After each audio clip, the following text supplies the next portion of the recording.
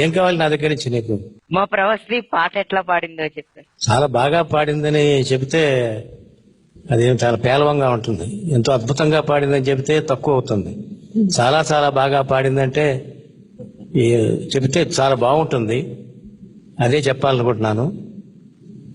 మళ్ళీ మాకంతా పాత రోజులన్నీ గుర్తొస్తున్నాయి. అమ్మాయి పాడుతుంటే ఆ రోజున ఊటీలో ఈ పాట తీయటం అది చిచ్చర పిడుగులాగా ఉంది. కానీ అమ్మాయి ఏమిటి ఒక చిన్నపిల్లని ఇప్పుడు చెప్తే గాని తెలియటం లేదు.